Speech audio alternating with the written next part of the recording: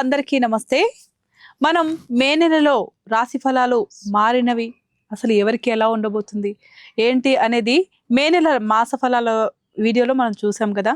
ఇప్పుడు జూన్ మాసంలో ఎలా ఉండబోతుంది, ఏ రాశుల వారికి ఎలాంటి ఫలితాలు వస్తాయి, లేకపోతే ఏమైనా నష్టాలు ఉన్నవారు ఎలాంటి పరిహారాలు చేయాలి అనేది మనకు తెలియజేయడానికి మనతో పాటు ప్రముఖ జ్యోతిష్య ఆధ్యాత్మికవేత్త భార్గవి బూదరాజు గారు మనతో పాటు ఉన్నారు. అమ్మని అడిగి మరిన్ని విషయాలు తెలుసుకుందాం. అమ్మ నమస్కారం. నమస్తే అండి. ఎలా ఉన్నారమ్మా? బాగున్నామండి. అమ్మ, ఇప్పుడు మనం కిందటి వీడియోలో మే నెల మాస ఫలాల గురించి మాట్లాడుకున్నాం కదా. ఇప్పుడు అలాగే జూన్ మాసం గురించి మాట్లాడుకుందాం. అసలు జూన్ మాసంలో రాశి ఫలాలు ఎలా ఉండబోతున్నాయి, ఏ రాశుల వాళ్ళకి మంచి ఫలితాలు ఉండబోతున్నాయి? శ్రీ గురుభ్యో నమః, శ్రీమాత్రే నమః. జూన్ నెలలో అత్యద్భుతమైనటువంటి శుభకరమైనటువంటి ప్రధానమైనటువంటి గ్రహము గురువు మారబోతున్నారు. ఓకే. ఈ జూన్ 1వ తేదీ రాత్రికి తన ఉచ్చస్థానమైన కర్కాటక రాశిలోకి మారబోతున్నారు. ఓకే. అలాగే ఇప్పుడు కుజుని యొక్క స్థితి సంచారము మేషరాశిలో ఉంది. అలాగే రవి బుధుల సంచారము వృషభ రాశిలో ఉంది. గురువుతో పాటు శుక్రాచార్యుల వారు కూడా మనకి మిథున రాశిలోనే ఉన్నారు. ఓకే.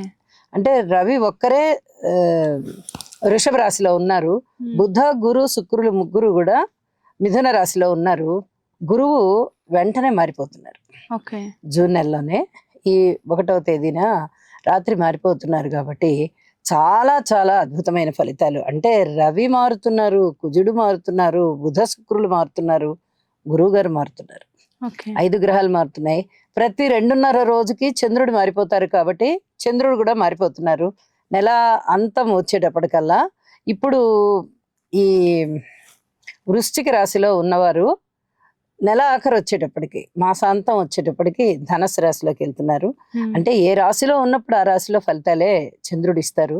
కాబట్టి చంద్రుడి గురించి అంతగా భయపడవలసిన అవసరం లేదు. కానీ మిగతా గ్రహాలు గురించి కొంచెం ఆలోచించాలి.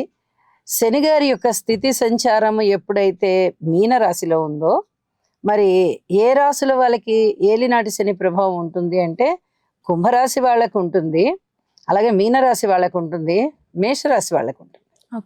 ఈ 3 రాశుల వారికి కూడా కొంచెం ఇబ్బందికరమైన ఫలితాలు ఉండబోతున్నాయి.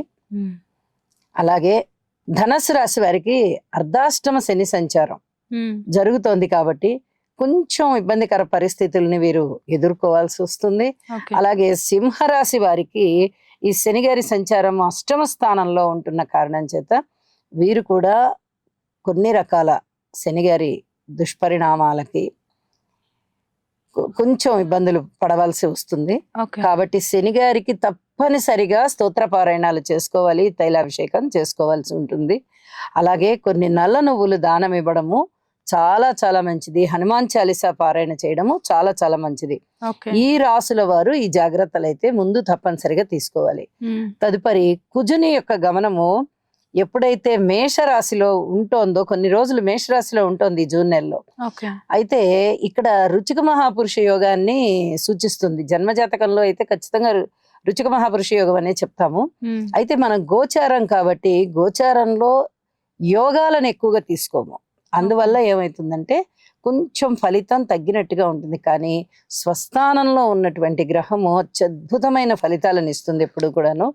కాబట్టి ఇక్కడ స్వస్థానంలో ఉన్న మేషరాశికి, మేషరాశి వారికి చాలా చాలా మంచి శుభ పరిణామాలు ఉంటాయి. మేషరాశి వారికి చాలా బాగుంటుంది అని చెప్పాలి.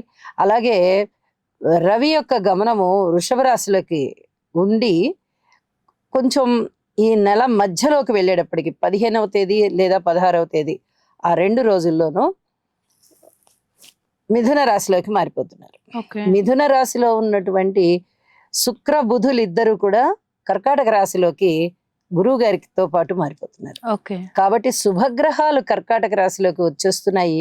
ఇది చాలా అద్భుతమైన సంచారం అవుతూ ఉండగా మిథున రాశిలో రవి గారి సంచారం కానీ, వృషభ రాశిలోకి కుజుని సంచారం కానీ, కర్కాటక రాశిలోకి గురు చంద్ర బుధుల సంచారం కానీ, ఇవన్నీ కూడా చాలా మంచి ఫలితాలనే సూచిస్తూ ఉన్నాయి అని చెప్పి తెలియచెప్పడం జరుగుతోంది. అలాగే మాస ప్రారంభంలో ఉన్నటువంటి వృశ్చిక రాశిలో చంద్రుడు నీచిపడి ఉంటారు. అయినప్పటికీ కూడా శుభ ఫలితాలే ఇస్తారు. ఆయన చాలా రాసుల వారికి. అలాంటి శుభ ఫలితాలు ఉంటూ మాసాంతం వచ్చేటప్పటికి ధనుసు రాశిలోకి ఉన్నారన్నమాట ఆయన. ఓకే. మొత్తం అన్ని రాశి చక్రంలో మొత్తం ఆ రాశి చక్రాన్ని భచక్రము అని పిలుస్తాము. ఈ భచక్రానికి మొత్తం తిరిగి తిరిగి మళ్ళీ 28 రోజుల కాలం అయ్యేటప్పటికి ఆయన ఎక్కడ ఉన్న రాశి దగ్గరికి మళ్ళీ అక్కడికి వచ్చే అవకాశం ఉంది. ఓకే. కానీ ఒక 2 రోజుల గమనం ఉంటుంది కాబట్టి ఆయనది ఒక్కొక్క ఆ, రాశి నుంచి మారాలంటే ధనస్సు రాశిలోకి వచ్చేస్తారు. ధనస్సు రాశిలో చాలా అద్భుతమైన ఫలితాలను ఇస్తారండి. అమ్మ, మే నెలతో పోలిస్తే జూన్ నెలలో ఏమైనా మార్పులు వచ్చే ఛాన్స్ ఉందంటారు? చాలా ఉన్నాయి. గ్రహస్థితులు అన్నీ మారాయి దాదాపుగా. ఇప్పుడు మే నెలాఖరులోనే మనకి ఈ గురు శుక్రులు మారి ఉన్నారు. జూన్ నెలలో 100% శుక్రాచార్యుల వారు మారిపోయారు, బుధుడు మారిపోయారు, గురువు మారిపోయారు, రవి మారారు, కుజుడు మారుతున్నారు. మరి ఇన్ని రకాలుగా మారుతూ ఉన్నప్పుడు గ్రహాలు చాలా చాలా ఫలితాలు మారిపోతాయండి. ఒక్క చంద్రుడు మారుతూ ఉంటేనే కొంచెం ఫలితాలు మారుతాయి. అలాంటిది రవి, కుజ, బుధ, శుక్ర, గురు ఇంకా 5 గ్రహాలు మారుతున్నాయంటే చాలా పెద్ద పెద్ద మార్పులు ఉంటాయి. ఓకే అమ్మ, మరి ఇప్పుడు ఏ రాశి వాళ్ళకైనా డబ్బు విషయంలో కానీ ఉద్యోగం విషయంలోకైనా ఏదైనా మార్పులు వచ్చే ఛాన్స్ ఉందంటారు? మార్పులు వచ్చే ఛాన్సులు అంటే కర్కాటక రాశి వారికి చాలా చాలా బాగుంటుంది, అద్భుతంగా ఉంటుంది.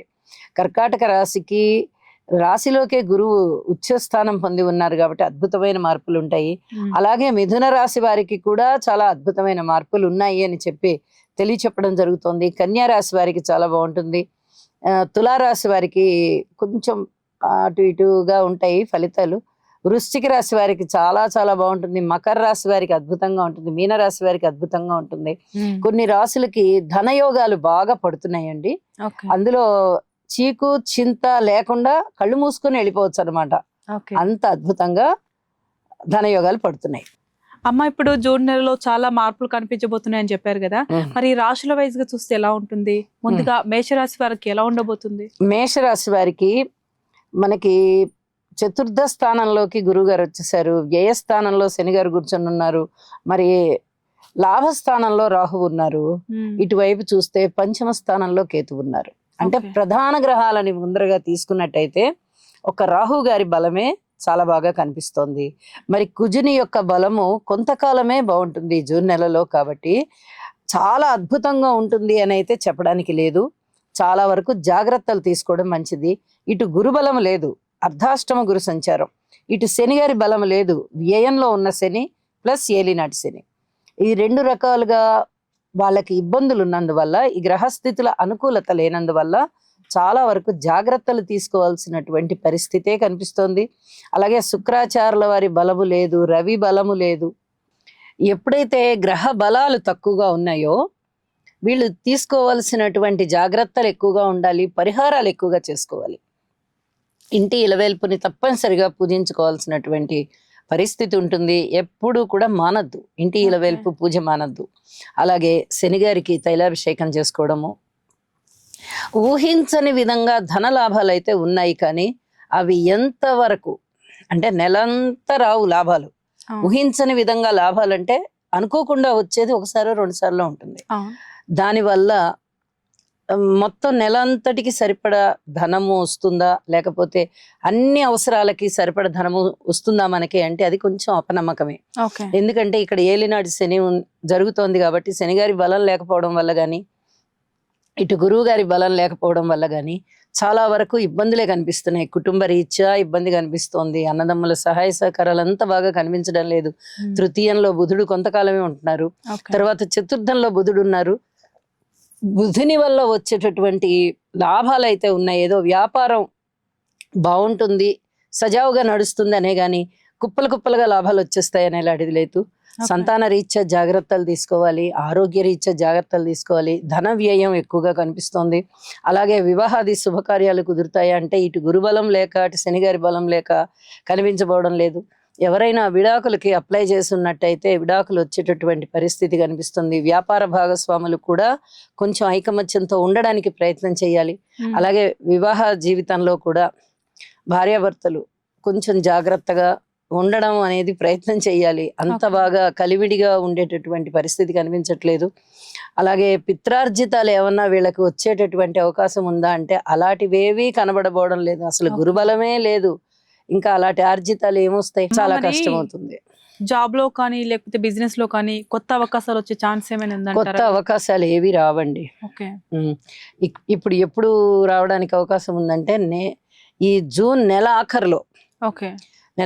ఒక 5-6 రోజులు ఉందనగా అప్పుడు కొంచెం మళ్ళీ వాళ్ళు ఏదైనా ప్రయత్నాలు చేసుకుంటే ఏదైనా వ్యాపారానికి సంబంధించి ముందరికి వెళ్ళడానికి కొద్దిగా అవకాశాలు బాగున్నాయి. కానీ అప్పటి వరకు నిరాశ నిస్పృహలు ఉంటాయనే చెప్పాలి అంటే అమ్మ మరి ఎలాంటి పరిహారాలు చేస్తే వీళ్ళకి కొంచెమన్నా కలిసి వస్తుందంటారు?